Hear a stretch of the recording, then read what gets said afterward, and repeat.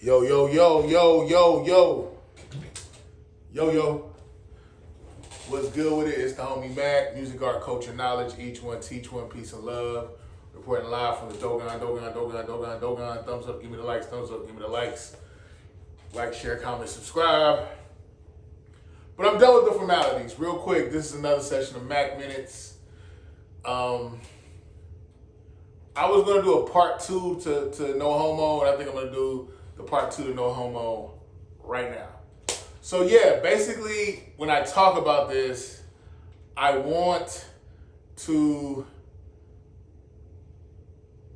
give context for how a lot of men were taught to process masculinity, define masculinity, masculinity behavior. I want to talk about, how the whole homosexual dynamic was introduced to a lot of men. I'll use myself as a point of reference, and as well as, and when I say myself, things that I was told, things that I saw, things of that nature. But more specifically, I just want I want there to be an understanding. I'm a student of dialectics, so yin and yang come together and bring about some type of synergy or new understanding. This is not about bashing anyone. Your orientation is your orientation. I really don't care who people sleep with. Really don't. And sometimes it makes me nervous when people use that as a centerpiece of their politics, but that's a whole nother question. That's a whole nother story, rather. So real quick, I want to say, I never heard of the F word, and I don't want this video to get flagged. When I say F word in regards to homosexuals, you know what that F word is. I never heard that word coming up as a little kid. I didn't hear my parents talk like that. Really had no point of reference for the word. So I remember, being a little boy, you mirror the older boys that you see. So I can remember being a little shorty, maybe like 7 or 8 years old, and I was around some older boys. These boys were probably, how old were they? I was 8 years old. They probably were 13, 14. And I'm just in awe of them. I'm in awe of the fact they're wearing, this is the 90s, they're wearing the Aqua 8s, the Jordan Aqua 8s. They got on the triple fat goose jacket, Aqua 8 Jordan 8s, the triple fat goose jackets, the Levi jeans, the just real smooth, real cool. And I remember just being in awe, like, dang, like these dudes are so cool. And I guess what happened was one of them caught me smiling at them because I was just kind of in awe, like I'm treating these dudes like they're freaking Zeus and Adonis, like they're gods, like deities. I'm like in awe. And I remember one of them punching me in my chest and telling me to stop acting like the F word. Again, I didn't even know what that meant. I was confused. I'm just thinking I got all this admiration for y'all. I'm just, being a fan, like y'all are so cool. I want to be like y'all. I want to have y'all swag. And then to be called the F word, I had no reference for it. Like I said, my parents didn't use it. I didn't hear anyone in my social circle use it. I was a child. I was 7, 8 years old. And I remember just being really perplexed. Like, what did I do? Like, I'm damn near venerating y'all. And that's what you got for me? So yeah, as I got older, I remember someone else used the F word, and I found out, oh, okay, that word is a derogatory reference point for homosexuals, that F word. So I'm thinking like, dang, what did I do? Like, because a lot of times our point of reference for homosexuality is soft behavior. You're being soft. You're being a bit, man up. So it's like, I'm thinking, oh, dang, like, okay, well, maybe I gotta go harder. I don't have any big brothers or anything like that. I have a really cool, super dope older sister, and there's things that she taught me. There's things that my dad taught me. There's things that my mom taught me about how you should carry yourself and, your swagger. But until you are, I mean, a lot of that is just theory.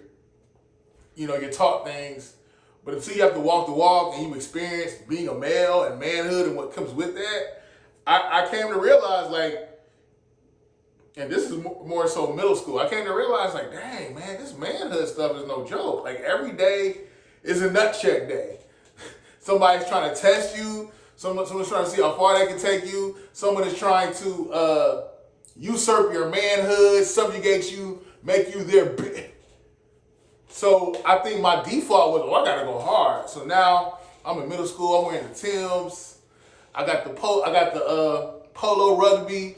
Got the Nautica joints. Like I would say I probably look like in middle school. I probably looked like a mid-90s East Coast Wu-Tang Nas hip hop video. That was my swag. I like the rugbies. I like the fatigues. I like the Timbs.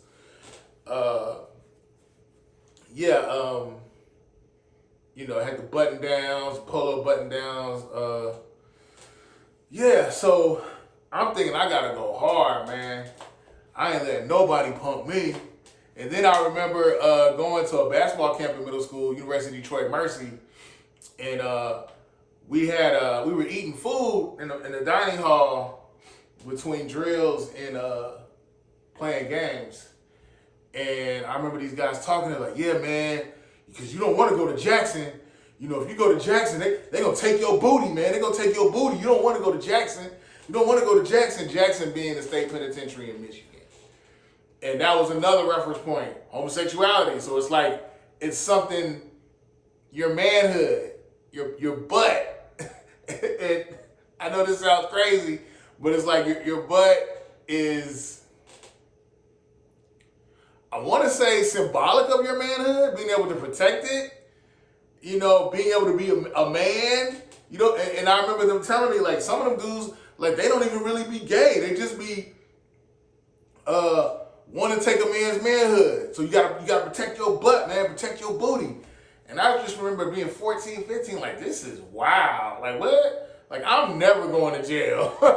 I'm never going to prison. No. I don't want to be in a spot where I am perpetually having to protect my body, perpetually trying to thwart or quell, stop, impede any sexual, physical assaults on my body.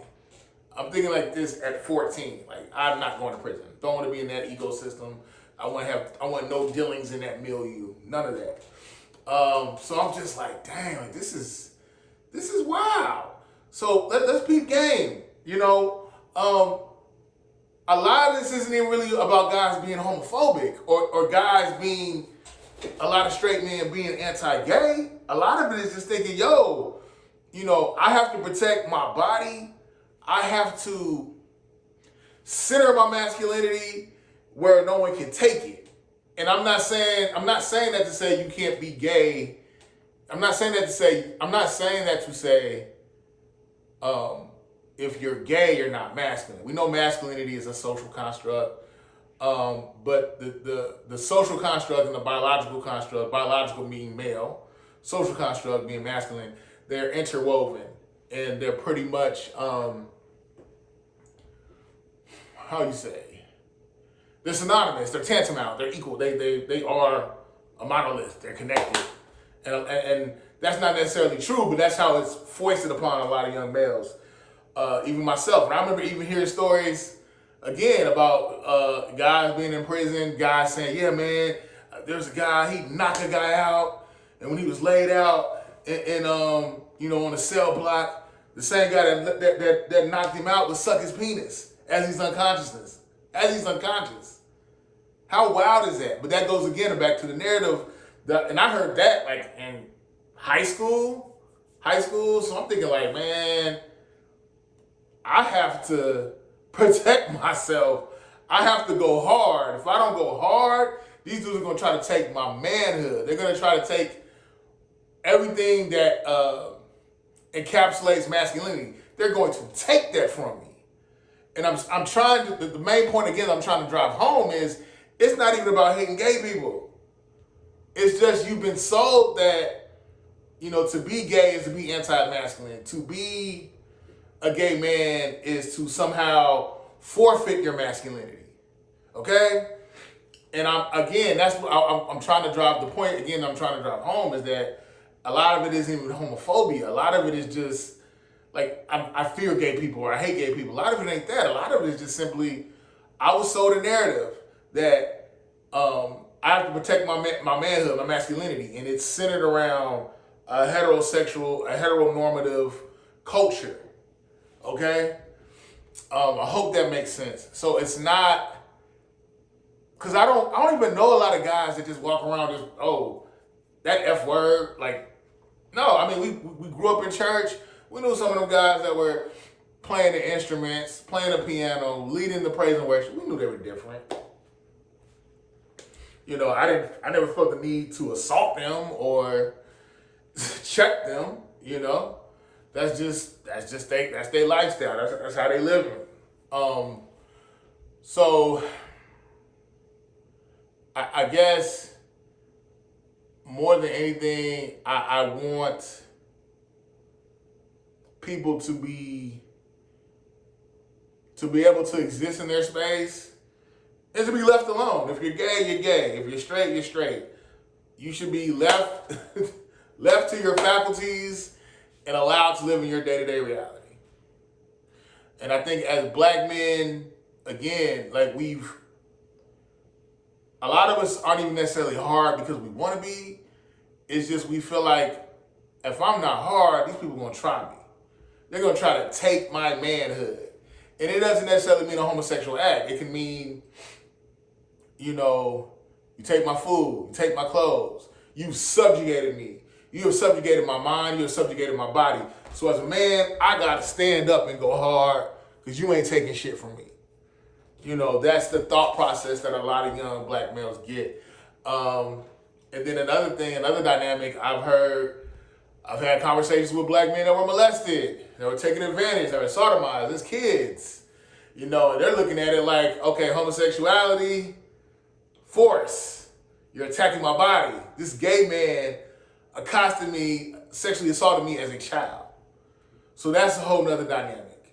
And if anything, I hope healing and understanding can come from this video. To understand, you have to define your masculinity for yourself. That's what it's got to be.